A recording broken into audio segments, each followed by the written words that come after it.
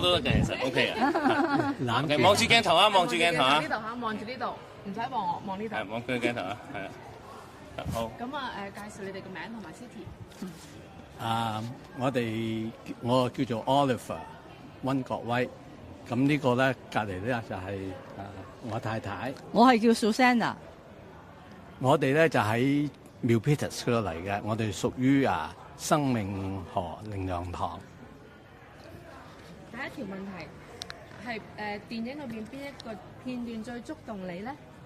其實電影咧入邊全部嘅咧我都好觸動，因為咧有好多咧都同我有啲關係嘅，即係女主角嗰度，即係女主角嗰度咧就係佢個仔咧叫做即係 Samuel 啦，我個仔亦都係叫做 Samuel。咁咧佢個仔有咁多事情發生咧，其實我個仔亦都有好多事情發生，亦都係好似佢咁講，我哋靠神將佢救活翻嚟嘅。咁啊，第二條問題就係睇完電影你受到咩啟發咧？我咧睇完呢個電影之後咧，我對我自己嘅信心更加多咗，因為我覺得我哋信呢個神咧係真嘅，係活嘅，所以我哋咧真係唔好話有時啲咩患難咧就離開神，真係唔好。我哋要更加繼續仰望我哋呢個真神，即係俾我自己呢睇完戲之後咧，我真係更加對神好有嘅信心。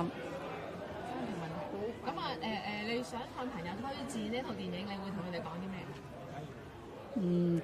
如果我咧想推薦咧，因為佢今晚冇嚟到啦，我話你真係嘥咗機會啊！你今日冇嚟睇呢套戲，睇下你快啲有咩機會可以或者上網啊，真係要睇呢套戲，你對你係好大嘅幫助噶，我會咁講。因為我哋好多時咧有患難嗰陣時候咧，如果我哋唔依靠神咧，就會只係going down。OK， 我哋依靠神咧，唔好靠自己咧。神就會幫助我哋解決任何嘅事情噶啦，呢個就我咁想。OK， 好，唔該晒。多謝淑珊，唔該晒，多謝 ，thank you。係，你好，請問你係咪牧師？